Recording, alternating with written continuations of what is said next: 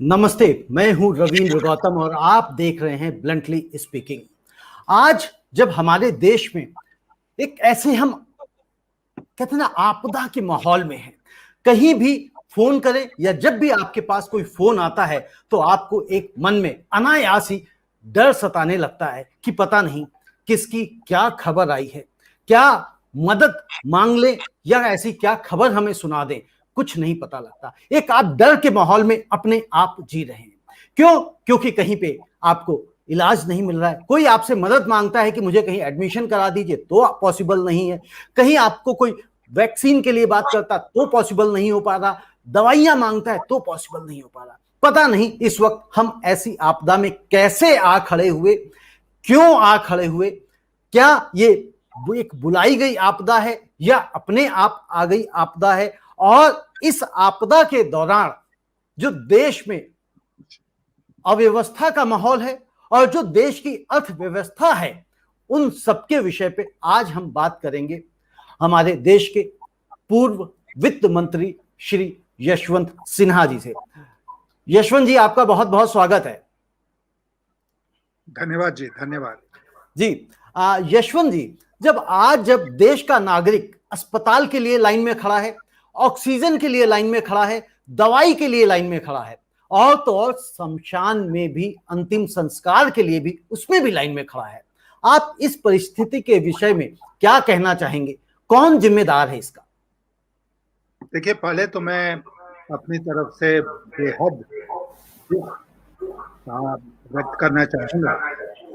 मेरा देश इस परिस्थिति में फंसा है और आपने ठीक ही कहा कि अंतिम संस्कार के लिए भी अब जगह नहीं मिल रही है और हम एक ऐसी अवस्था में पहुंच गए हैं कि लोग नदियों में लाश फेंक कर भाग रहे हैं।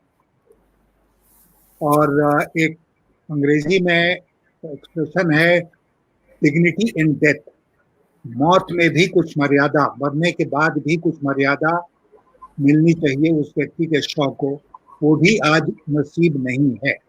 आपने कहा कि कौन जिम्मेदार है इसके लिए, तो अभी डॉक्टर फॉची एक हैं, या फॉसी, जो अमेरिका के बहुत बड़े एक्सपर्ट हैं, व्हाइट हाउस के एडवाइजर हैं, उनका मैं एक बयान देख रहा था। उन्होंने कहा कि हमने भारत में उत्सव मनाना बहुत जल्दी शुरू कर दिया कि हमने कोरोना के ऊपर विजय पा ली।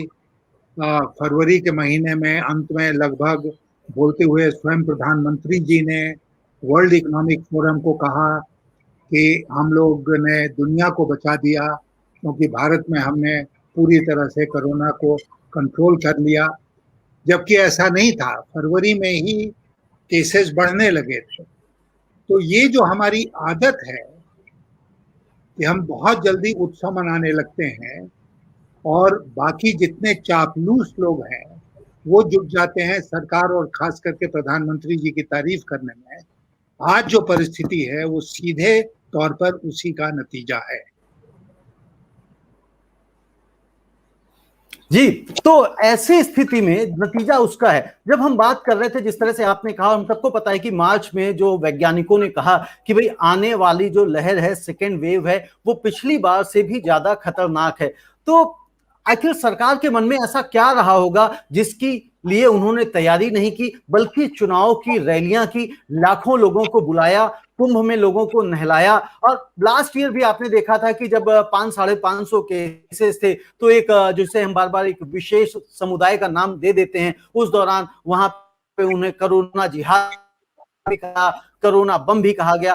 तो आज इसके लिए हम क्या वाकई में सरकार को जिम्मेदार माने, या सरकार या सरकार के लोग ये कहते नहीं, सीधे तौर पर भारत सरकार इसके लिए जिम्मेदार। अपने आप को अनुमति किसने दी? भारत सरकार ने। कुंभ का जो देखा होगा, जो तस्वीर निकलती थी एडवर्टीजमेंट की, उसमें एक और प्रधानमंत्री की फोटो रहती थी, एक तरफ उत्तराखंड के मुख्यमंत्री की फोटो रहती थी। आपके ध्यान में कभी ये बात आई कि प्रधानमंत्री ने मना किया कि नहीं, हमारी फोटो का इस्तेमाल मत करो? उसके अलावा इतनी बड़ी बड़ी रैलियां उन्होंने की, बंगाल में सारी ताकत लगा दी ममता बनर्जी को हराने के लिए। उस समय भी उनको नहीं, प्रधानमंत्री को उस बयान को हम भूल नहीं सकते हैं कि आसनसोल में उनकी जनसभा हो रही थी और वो कह रहे थे चारों तरफ लोग ही लोग दिखाई दे रहे हैं, ये क्या उत्सव मनाने का वक्त था? जब हमें चिंता करनी चाहिए थी उस समय हमने चिंता नहीं की, बल्कि मैं कहूंगा कि भारत सरकार ने सुपर स्प्रेडर का काम किया और उसके बाद से जो परिस्थितियां हम देख रहे हैं उसी का नतीजा हमारे सामने आज के दिन है।